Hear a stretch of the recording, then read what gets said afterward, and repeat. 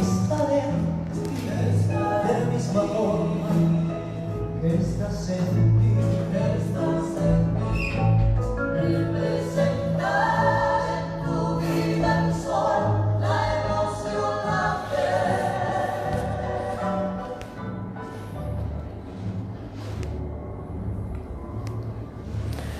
Muy buenas noches, soy Adolfina Martínez de la carrera de Ciencias de la Comunicación de la Facultad de Filosofía de la Universidad Nacional del Este. Bienvenidos una vez más aquí en 30 minutos por Radio Fafi. Pueden acompañarnos a través del Facebook desde la página de Comunicatube. También pueden seguirnos y escucharnos desde la página web de la Facultad de Filosofía, Radio Fafi. Hoy nos acompaña el doctor Alcides Martínez. Él es decano de la Facultad Politécnica de la Universidad Nacional del Este. Buenas noches, doctor. Bienvenido aquí en 30 minutos por Radio Fafi. Buenas noches, gracias por la invitación. Cuando justamente contactaron conmigo para venir a compartir con ustedes este tiempo, dije, bueno, qué linda oportunidad para charlar un poco con la gente sobre las cuestiones que son, digamos, interesantes en nuestra época, en nuestro tiempo, y hablar un poco de lo que es nuestra universidad también. Bueno, así que cuando me dijeron, yo con gusto acepté y pues me hice un poco de tiempo para poder estar con ustedes hoy, así que gracias por la invitación. Así que pueden participar a través de la página de Comunicatube, pueden hacer sus preguntas, podemos pasar aquí al doctor. Bueno, hoy nuestro tema es relacionado todo a la Facultad de Politécnica. Doctor, para comenzar, ¿cuál es la misión y visión de la Facultad Politécnica de la Universidad Nacional del Este? Claro, bueno, aquí justamente tomé el sitio web para siempre recordar. De hecho, es cuando trabajamos un poco en este tema de determinar la visión, digamos, a dónde es lo que vamos a ir, ¿no? ¿A dónde queremos llegar como institución y qué hacemos para eso? Entonces, en ese sentido, después de mucha discusión en el seno de la facultad, hemos llegado a la conclusión que una expresión que digamos, expresa un poco ese conjunto de acciones que llevamos adelante. Entonces acordamos que sería formar en valores, ciencias y técnicas para responder a los desafíos socioambientales a través de la investigación, la docencia y la extensión. Esa es nuestra misión. O sea, así hacemos las cosas para lograr nuestra visión, que es la de ser un centro de formación tecnológica y científica de prestigio nacional e internacional. Entonces tenemos bastante claro qué es lo que buscamos nosotros como institución, a dónde queremos llegar, y en ese sentido entonces trabajamos a través de nuestra misión para lograrlo. ¿Qué le distingue a la Facultad Politécnica como opción para los jóvenes que piensan en una carrera universitaria? Bien, esa pregunta responder es relativamente fácil, ¿verdad? Porque primeramente tenemos que decir qué es lo que ofrecemos, ¿verdad? La Facultad Politécnica ofrece 4 carreras de grado, entre ellas la licenciatura en Análisis de Sistemas, la carrera de Ingeniería Eléctrica, la de Ingeniería de Sistemas y la licenciatura en Turismo, en términos de grado. En posgrado tenemos un programa de maestría en Ingeniería Eléctrica y una especialización en Turismo, en Alta Gerencia Hotelera también, y también una especialización en Sistema Eléctrico de Potencia también en el área de Ingeniería Eléctrica. O sea, esos son nuestros 3 programas de posgrado digamos, más conocidos, ¿verdad? Y también se suma el desarrollo de tecnologías en ambiente de Internet, justamente con un posgrado que ha tenido bastante aceptación hasta ahora, pero en este año no lo hemos todavía implementado. Entonces, lo que ofrecemos es esas opciones. Ahora bien, ahí cada estudiante tendrá que ver qué es lo que busca para su desarrollo profesional, y en ese sentido uno tiene que mirar un poco hoy en día qué es lo que va a ocurrir en el futuro, y eso es un poco complicado, ¿verdad? Cuando uno va a elegir una carrera no tiene que solamente pensar en lo que me gusta o lo que mi papá estudió o lo que mis tíos hacen o lo que mis hermanos en lo que mis hermanos se formaron, sino que tiene que mirar qué va a pasar en el futuro a partir, obviamente, de la realidad que estamos viviendo hoy.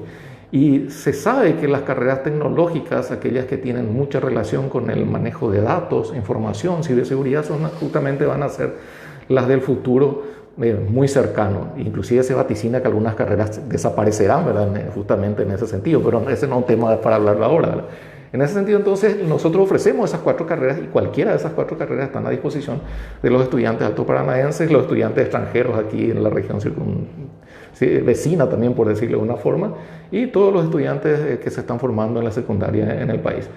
Recibimos con brazos abiertos, tienen que pasar obviamente por un proceso de selección primeramente para acceder a las aulas de la Facultad Politécnica, que por de pronto son virtuales, sabemos bien por toda la realidad que vivimos.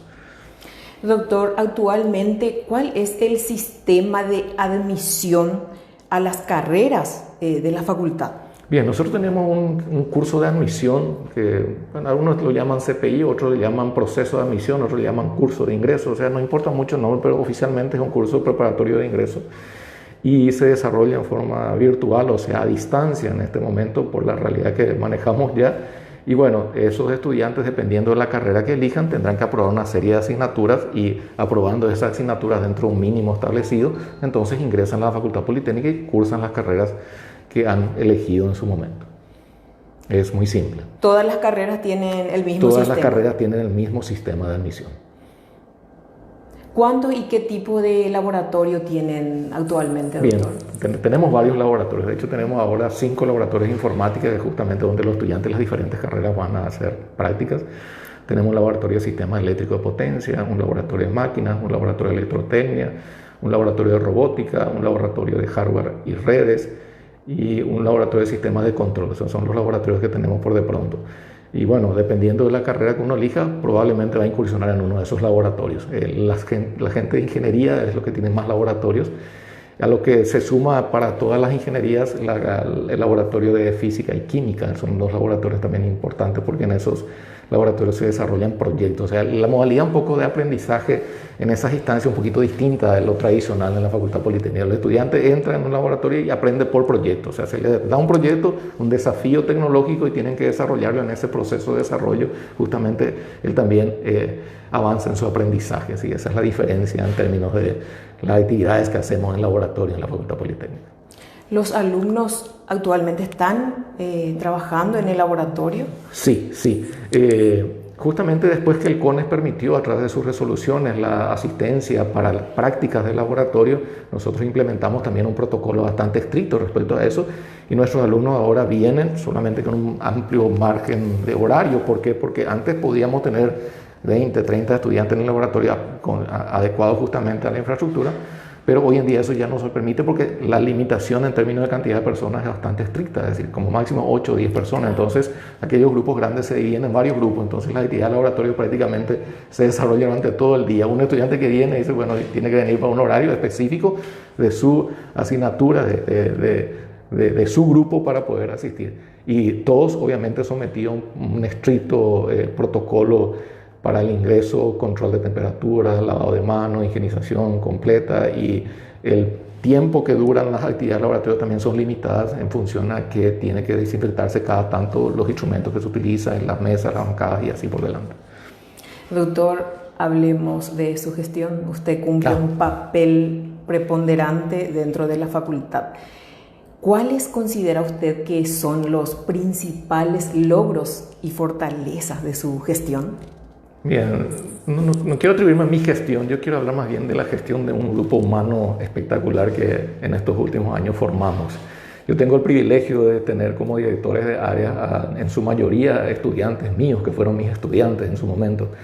Ya llevo unos años en la universidad, son casi 27 años que estoy en la Universidad Nacional del Este, entonces todos los formados en ingeniería, por ejemplo, en análisis, ingeniería de sistemas, todos fueron mis estudiantes alguna vez, y algunos inclusive hasta hoy son mis estudiantes en el programa de posgrado, en las maestrías, y probablemente cuando abríamos un doctorado continuarán siendo mis estudiantes. Es una ventaja importante.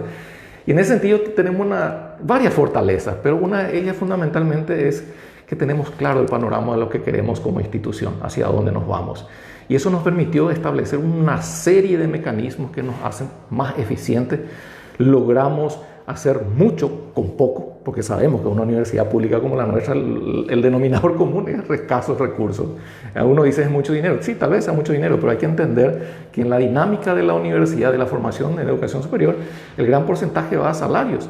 y poco queda para invertir en infraestructura, en equipos educativos y todo ese tipo de situaciones. Entonces uno tiene que ser bastante creativos.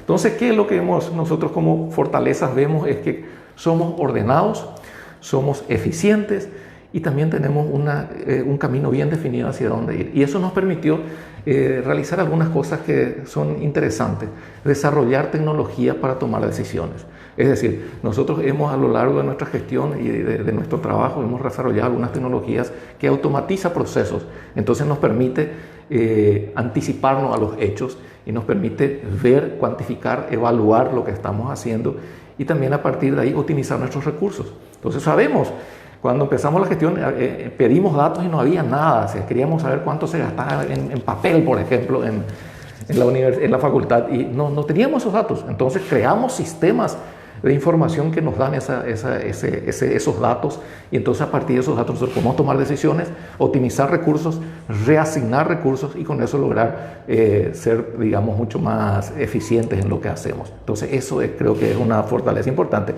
Y otra que no menos importante y como clave también considero yo es el hecho del compromiso del personal, de las personas, de los seres humanos que hacen parte de la Facultad Politécnica. Uno muchas veces mira de afuera y dice, qué lindos son los edificios, las aulas, la infraestructura, pero eso no es tan importante. Eso no va a funcionar si no tiene el recurso humano adecuado. Entonces, particularmente considero, y en eso estamos de acuerdo los que hacemos parte de la Facultad Politécnica, que los seres humanos que hacemos parte de esa institución somos su gran riqueza.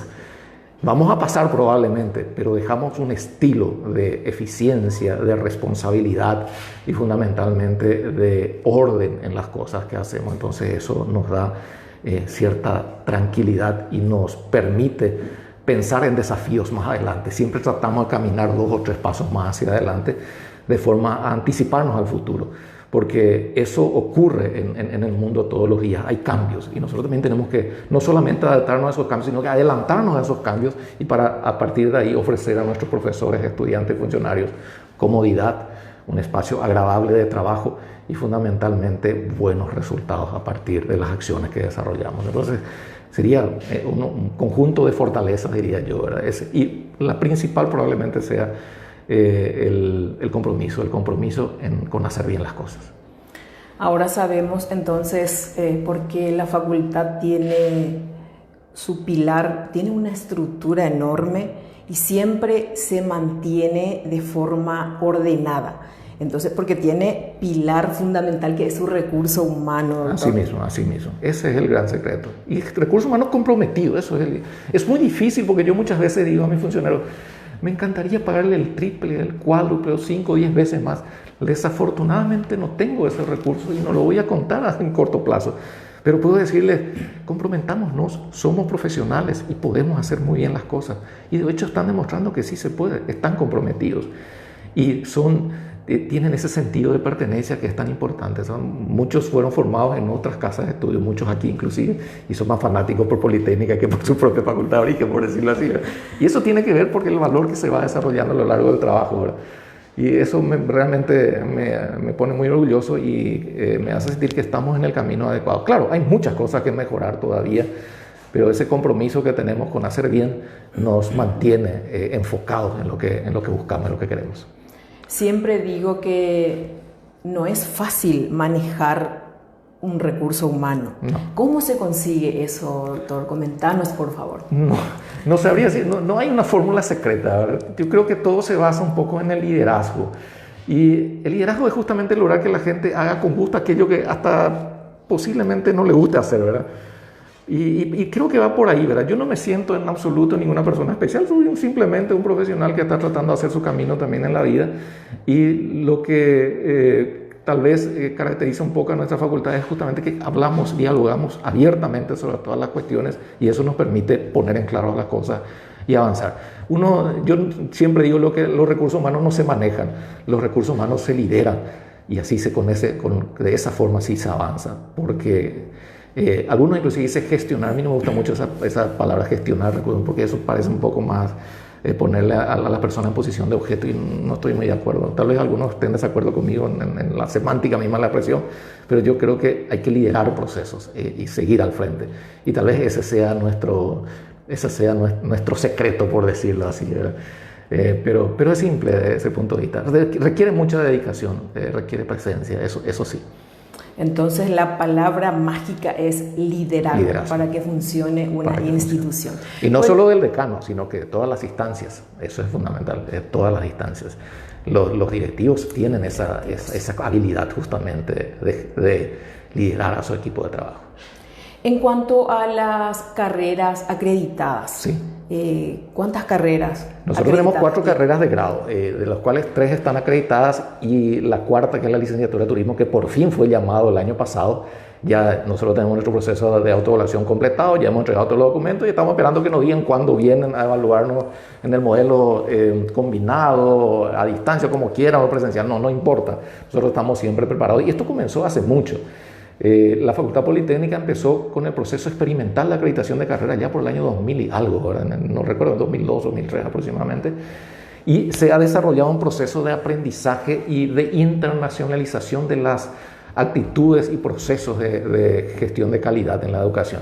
Por eso, cuando empezamos, fue un proceso de construcción bastante difícil, pero hemos logrado la primera acreditación de la carrera de Ingeniería Eléctrica en el 2013.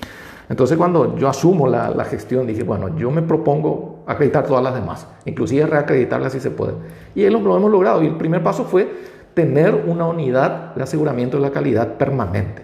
Entonces, tenemos un proceso de training constante. Para nosotros no es novedad, no es que termina y empieza, para nosotros es continuo. O sea, el proceso de evaluación se da, se va a acreditación, se empieza a hacer el proceso de toda la carrera en forma dinámica. Y ahora justamente ya hemos tomado la decisión estratégica de acreditar nuestros posgrados. Estamos en proceso, ya también empezamos y ya ahora nuestras carreras acreditadas estamos pensando ya y organizando todo para acreditarlo en Arcosur, a nivel Mercosur. Ese sería el segundo desafío porque varias de ellas ya estarían en su segunda instancia de acreditación. Entonces ponemos un poco la vara un poco más alta y nos desafiamos a nosotros mismos para poder seguir mejorando. Porque esto no es un proceso que empieza y termina, es continuo. Empezó y no para más. Entonces es un proceso constante y esa unidad que le digo y genera una sinergia importante entre todos los actores de la facultad y entonces el proceso es constante, o sea, es un training de todos los días, o sea, todos los días hay mucha gente en eso. Entonces, hablar de calidad no es una novedad, para nosotros es una obligación y estamos todo el tiempo en ese proceso. Entonces, empieza uno, se va al proceso de evaluación externa, automáticamente en paralelo ya están corriendo otros procesos porque eso no termina. Y es como vemos que tiene que ser, ¿verdad? Y en ese sentido, ahora estamos muy contentos porque por fin, después de idas y venidas de notas remitidas a las unidades, por favor, abran el llamado para la carrera de turismo y por fin ocurrió eso. Inclusive tuvimos el privilegio de haber golpeado tantas veces las puertas, de participar del proceso de la creación de los criterios de evaluación de la carrera. O sea, tuvimos nuestros técnicos ahí en ese grupo de las unidades también porque empezamos de un comienzo, estuvimos, digamos, insistiendo en querer estar en ese proceso. ¿Es la última carrera? Es la última de grado que está en proceso, justamente, que aún no está acreditado, pero ya hizo proceso de evaluación creo que más de 3 veces, porque eso es ensayos que hemos hecho, sí. Ya hemos hecho eso. Entonces, ¿tiene carrera ya reacreditada? Reacreditada, ya tenemos carrera. ¿Cómo fue ese proceso de reacreditación? ¿Es más fácil que ese proceso de acreditación o tiene hay que definir bien primeramente qué significa fácil, ¿verdad? O sea, el proceso, de mi punto de vista, el proceso de reacreditación tal vez un poquito más duro, porque ya la evaluación ya es un poco más, con un estándar un poquito más alto, ya pasaste una vez, claro. Entonces el punto central está en ver en lo que tenés que mejorar, porque cuando te acreditan por primera vez te dan un montón de sugerencias y sobre eso se construye lo que se llama un plan de desarrollo, un plan de mejoras. Entonces eso hay que cumplir y más. Entonces, planificar en el tiempo, asignar los recursos desde el punto de vista financiero, recursos humanos, acciones específicas, construcción de modelos, herramientas, documentos, normas, y eso se va entonces desarrollando a lo largo del tiempo hasta lograr nuevamente. Lo que uno no puede es aquello que funciona y está bien, dejar que decaiga. Al contrario, construir sobre eso e ir avanzando, subiendo, porque el proceso es mejora continua, no es calidad hasta un punto y ahí termina, es mejora continua. Entonces el proceso de reacreditación es un poquito más duro porque las exigencias son mayores, pero se parecen mucho en el proceso en sí, ¿verdad? Qué bueno saber que todas las carreras, o sea que todos los cursos de grado están acreditadas y también ya van por el posgrado para acreditar. De hecho, en nuestra universidad tenemos la escuela posgrado está en proceso de autoevaluación de uno de sus programas también. Y lo bueno que uno tiene que reconocer de nuestra universidad es que todas las carreras que fueron llamadas para acreditación acreditaron, es decir, el proceso se está haciendo bien. Y también se generó una sinergia un poco al interior de la universidad en el sentido de que compartimos experiencias. Es normal, por ejemplo, que nosotros compartamos nuestra experiencia con las carreras de agronomía, de medicina, y también ellos vienen y hablan con nosotros y nos pasan sus experiencias. Y ya estamos exportando conocimiento y experiencia también, porque la última vez que tengo conocimiento justamente estábamos en reuniones permanentes con la UNICAM, la Universidad Nacional Canindeyú, que nos pidió justamente ayuda para empezar a conversar sobre eso. Entonces estamos exportando de alguna manera conocimiento y colaborando con otras universidades nacionales también para sus procesos de autoevaluación y acreditación. ¿Y cuántos posgrados tienen ahora en la facultad? Y justamente como había mencionado, tenemos 2 programas, serían 3 programas de especialización, el de ingeniería eléctrica, el de desarrollo en ambiente web, internet, y tenemos el de alta gerencia hotelera de turismo y una maestría, en este caso, que es la ingeniería eléctrica. De estos 4 programas, en este caso, 2 se están desarrollando ahora, todo a distancia. Y tenemos también la maestría en informática y computación, que serían 5 programas. Eso sí, tenemos 2 secciones, una sección aquí en la facultad y otra sección in company que se desarrolla en la ITPUI Nacional, para un grupo exclusivo de la ITPUI Nacional. Esa maestría tiene profesores de varias universidades del mundo, de Estados Unidos, de España, de Argentina, de Australia, de Chile y de Paraguay también. En este caso yo soy uno de los docentes de ese programa, ¿verdad? Entonces es una maestría internacional que tiene muy buena aceptación y ahora están terminando los estudiantes sus créditos y están empezando a trabajar en sus tesis y estamos evaluando la posibilidad de reeditarlo en poco tiempo ya. ¿Es la primera promoción? La primera promoción, sí. Así es. Bueno, en realidad sería ya la segunda, pero la primera de esta, porque hicimos una remodelación. Como es en informática y computación, ahora le agregamos el énfasis en ciencia de datos, porque es algo muy actual. Entonces hicimos una readecuación del programa para continuar con el mismo, digamos, con la misma titulación, pero hicimos una readecuación del programa. Entonces en este nuevo programa es la primera, digamos, la primera promoción, pero ya tuvo anteriores con un programa un poco más antiguo. Y esa maestría nació en forma colaborativa luego con varias universidades del mundo y continúa. Y estamos en proyecto, ya que hablamos de posgrado, en poco tiempo plantear un programa de doctorado en ingeniería. Los posgrados de ingeniería son bastante duros en ese sentido, en el sentido estricto de la academia misma, ¿verdad? Y bueno, estamos evaluando todos los aspectos, contamos con doctores ya para poder, digamos, administrar ese programa. Y bueno, si Dios quiere, en poco tiempo estaremos lanzando también este programa de doctorado. Principalmente para nuestros docentes, porque buscamos una formación académica, científica, para poder mejorar nuestros recursos humanos en el área de investigación y en el área de tecnología.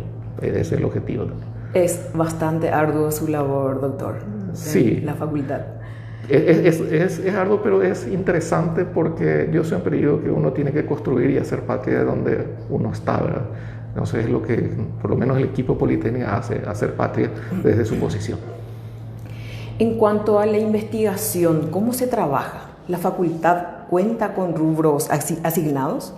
Tiene, pero muy poco.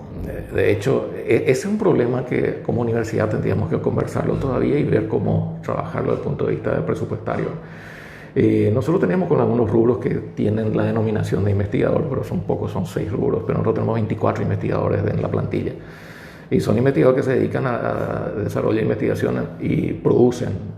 Nosotros, desde que empezamos la facultad, tenemos más de 600 publicaciones científicas en revistas científicas y en congresos internacionales y también en los foros de estudiantes, como el caso UGM y ese tipo de jornadas. Y bueno, nuestros profesores se producen bastante en ese sentido. Nosotros desde un comienzo como facultad, cuando nacimos allá por el año 90, nos hemos propuesto luego ese desafío de producir ciencia. No es fácil porque hay que entender que, por ejemplo, publicar en una revista europea indexada en el primer cuartil, en el Q1, como se llama, es bastante complicado porque requiere una plantilla estable, porque una publicación te lleva entre 6 y 8 meses, por lo menos en promedio. Entonces ese es un tema todavía que tenemos que resolver como universidad, ¿verdad? Tenemos profesores. Ustedes se preguntarán, bueno, ¿cómo con 6 rubros tiene 24? No, pues pagamos con rubros docentes porque tenemos una normativa que establece que los profesores pueden hacer investigación y tenemos un mecanismo de concurso para eso. Y eso justamente cuando hemos consultado en las instancias correspondientes, si sí es correcto, es permitido, entonces hemos aprovechado ese contexto y eso nos permite tener una plantilla de 24 docentes y investigadores, de los cuales también no todos están recibiendo remuneración directa. ¿Por qué? Porque son también algunos invitados y hacen su trabajo ad honorem porque no querían desprenderse de la universidad, tienen poco tiempo, entonces están en la plantilla, hacen parte y producen a pesar de no recibir ningún tipo de remuneración, solamente por el prestigio y el honor de ser investigador, ¿verdad? Y eso también es un detalle importante que a nosotros nos enorgullece, pero nos deja también preocupados porque todo trabajo tiene que ser remunerado. Es una cuestión que sí tiene que ser así. Y bueno, ya que no teníamos recursos, entonces optamos también por invertir fuertemente nuestro tiempo y nuestro talento, o el talento, mejor dicho, de nuestros investigadores para participar en los concursos de recursos del CONACYT, por ejemplo, y también participar de redes internacionales de investigación. Estamos en colaboración con unas universidades europeas. Tenemos ahora en este momento estamos cerrando 10 proyectos de investigación financiados por el CONACYT y algunos proyectos que se están desarrollando en conjunto con otras unidades académicas también y con otras universidades del mundo. No es fácil, investigación es difícil hacer en Paraguay considerando que nuestro país tiene escasa tradición científica y existen compartimientos estancos que están desarrollando buenos trabajos, pero están también solos. Ahora hay justamente un esfuerzo importante que se está llevando adelante, es la creación de una ley de investigadores en el Paraguay y creo que eso está a distancia del Congreso. Y estamos unos cuantos, como yo también básicamente soy investigador, porque en realidad, como suelo decir, circunstancialmente soy decano. En realidad a mí me gusta el laboratorio y estar haciendo investigación y publicando artículos, que lo vengo haciendo a pesar de todas mis ocupaciones periódicamente. Y bueno, esa ley creo que va a dar un empuje importante también a la investigación de Paraguay, porque primeramente va a reconocer la actividad del investigador y por otro lado va a normar su ejercicio. Y hoy justamente fue una gran sorpresa que recibí la notificación de que se aprobó una ley de manejo especial de los recursos financieros para investigación en las universidades públicas. Entonces eso sí, no lo leí todavía, pero me pareció muy interesante y eso creo que también va a dar un empuje importante porque hoy en día, si uno compara el proceso de rendición de cuentas de una investigación que se realiza en una universidad pública o una privada, es completamente distinta. Para la universidad pública es extremadamente engorroso, entonces supongamos que necesitas un componente o un equipo para tu investigación de tu proyecto que está siendo financiado desde afuera. Solamente el proceso de adquisición te lleva 3 meses, mientras que la universidad privada toma el teléfono, llama y se le entrega y lo paga, no hay problema, ¿verdad? Y entonces, toda esa burocracia, esta ley quiere dejar un poco más liviana para que el proceso sea un poco más ágil. Y yo creo que eso va a mejorar muchísimo también el proceso y va a permitir mayor producción probablemente y mejor utilización de los recursos, porque en este modelo que tenemos es muy caro, digamos, hacer las adquisiciones para investigación. ¿Por qué es caro? Por el proceso de la extrema burocracia que tiene. Entonces eso estamos esperando que mejore con esta nueva norma que justamente me comunicaron hoy. Felicitaciones por esa aprobación entonces, doctor. Y también esta pandemia vino a enseñarnos tantas cosas que sin ciencias no podemos vivir. No. Por ejemplo, la vacuna. Sufrimos mucho por la escasez. Brasil, tenemos aquí cerquita, ellos fabrican sus propias vacunas a través de investigadores, claro que lanzan, ¿verdad? Entonces,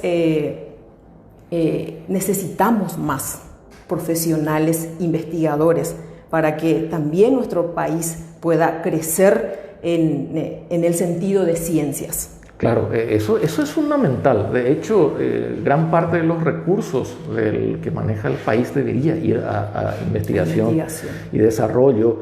y educación en general, ¿verdad? Porque al final, sin educación no vamos a ir a ningún lado, no vamos a ir a la esquina, ¿verdad? Entonces, eso pasa por una cuestión de voluntad política y de reorganizar los números y darle una mejor calidad al gasto de los recursos que tenemos. Y también que la construcción, o mejor dicho, la redacción de normas que nos permitan justamente desarrollarnos como instituciones de ciencia con el entorno privado. Es decir, que alguna gran compañía que quiera invertir en investigación porque tiene un problema que quiere resolver, que tenga algún tipo de incentivo fiscal. Existen ciertas normas, pero son muy tímidas desde mi punto de vista, que se podría mejorar justamente, y con eso aumentaría la posibilidad de financiamiento de la investigación. Pero tiene que haber un mensaje claro de los que toman decisiones en nuestro país. De hecho, si miramos un poco la historia reciente del Paraguay, nos vamos a dar cuenta que el CONACYT, a partir del 2008, 2010 aproximadamente, recién empezó a caminar como adulto.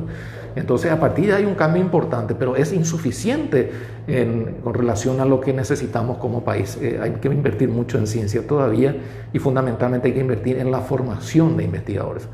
Hay un lindo programa, que es justamente el programa BECAL del Gobierno Nacional, que envía a gente a hacer posgrados afuera. Ese es el gran salto, pero desde mi punto de vista le falta una pata todavía, y suelo criticar bastante, porque una cosa es tener buenos magísteres y doctores que están volviendo al país, pero hay que darle un espacio y hay que incentivarlos a que continúen desarrollando ciencia. Entonces esa es la pata que falta justamente al programa de BECAL. Yo tuve el privilegio por mi cuenta y por la ayuda de la universidad de formarme de doctorado en una universidad europea, ¿verdad? Y me doy cuenta que las cosas son bien diferentes allá.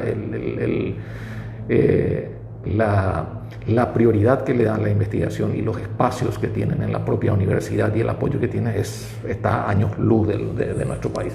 Entonces nosotros tenemos mucho que caminar todavía. Estamos dando importantes pasos. Esos pasos son importantes, son fundamentales, pero no son suficientes todavía. Hay mucho que hacer, porque al final nosotros tenemos que, como país, desarrollar nuestra propia tecnología, nuestro propio conocimiento para resolver nuestros propios problemas, porque existen problemas que países de otro lugar, de otro continente, no lo van a encarar, porque no es su problema. Existen problemas que son estrictamente nuestros, y a esos problemas estrictamente nacionales tenemos que darle soluciones nosotros, los científicos que estamos en este país, con la ayuda obviamente de quienes toman las decisiones a través de la asignación de recursos y programas serios en ese contexto. Yo lo veo de esa manera, ¿verdad? Así que investigación es un gran desafío.